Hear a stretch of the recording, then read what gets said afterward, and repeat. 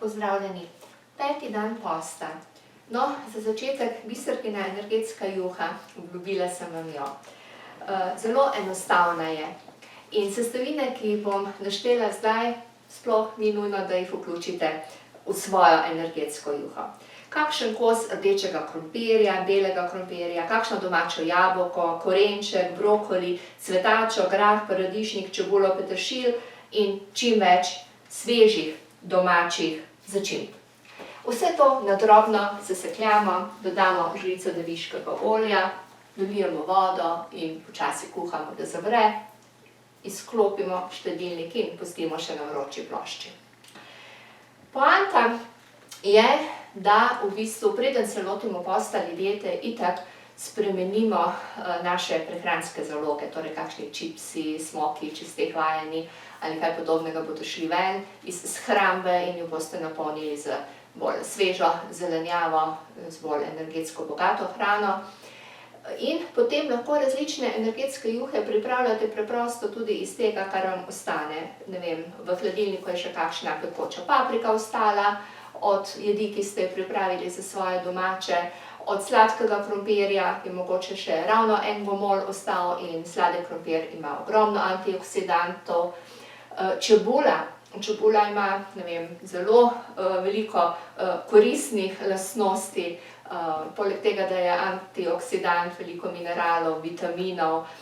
Če si želite okrepiti lasišče, sama to počnem včasih med postom, si stisnete čebulo in si v bistvu namasirate lasišče, da se obnovijo lasje, a ne. Skratka, bistvo pri teh zelenjavnih juhah, ki so osnova lahko za tople smutije, jaz sem se včeraj in danes odločila za topel smuti, torej 12 različnih vrst zelenjave sem pač skuhala na omenjen način in še vroče zmiksala in sem pač to popila.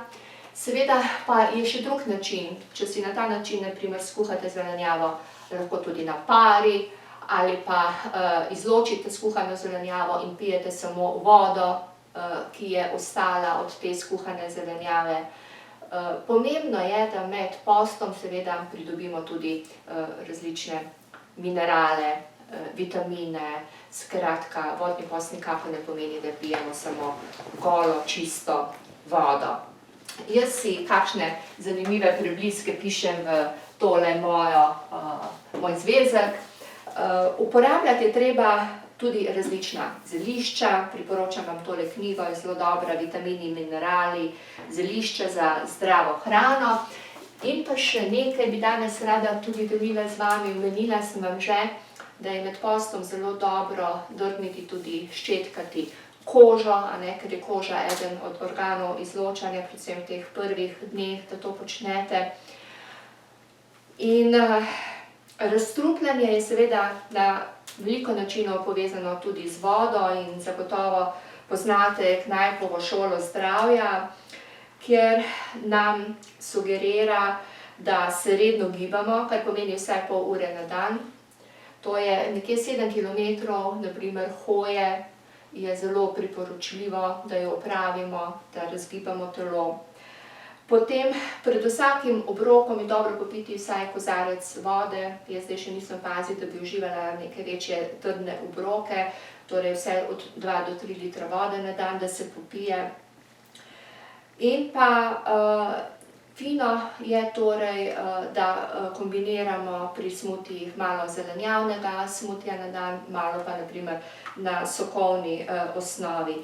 Kar se tiče pa prhanja, pa vam predlagam izmenično prhanje s toplo in hladno vodo, zjutraj, zvečer, ko se spotite, med postenjem se zelo potimo, torej veliko strupa se izloča tudi z prav neprijetnim znojem, ne, preko kože in se potem sprhamo izmenično s toplo in hladno vodo. Zelo dobro je v bistvu tudi prhati, umivati trebuh v smeri urinega kazalca in pa se odločiti tudi za kakšno drenažo z pravo morsko soljo, a ne, si damo na primer na roko grobo morsko sol, malo limone, kakšno majhno žlico olivnega deviškega olja in si zelo lepo, bom rekla, na grobo naredimo en telesni peeling, da pospešimo izločanje strupov in drugih snovi.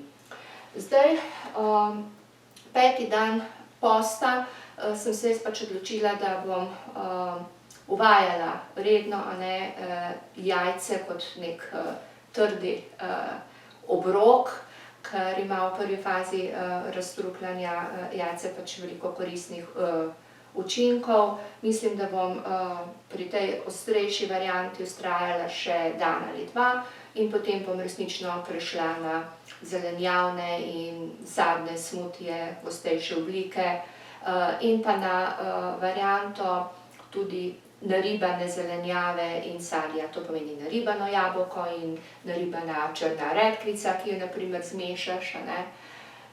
Bom še to potem v nadaljevanju povedala.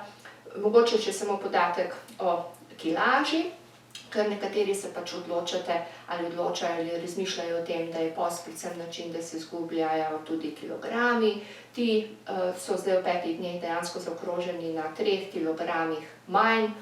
Od včeraj do danes, na primer, minus 300 gramov, prvi, drugi dan resnično največ vode izgubiš, odvajanje za zdaj ni problem. Skratka, prvih 5 dni, v okviru katerih sem povsem stoično preživela tudi mastenje mojih domačih ob prazničnih dobrotah, so minili povsem brez zapletov, prijetno, z malo več nastavljanja, danes tudi sončnim žarkom, torej vitamin D, veliko gibanja na prostem, vdihavanju zraka in to je to. Vključimo vodo, zelišča, potem smo pozorni tudi, da preko tekočin dobivamo različne minerale, da si zmiksamo različne kombinacije.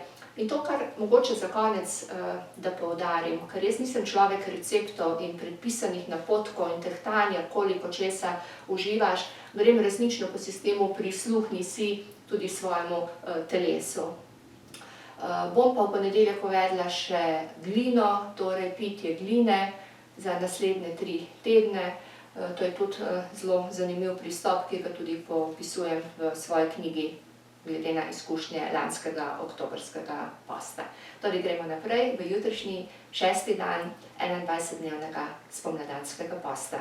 Se slišimo, srečno!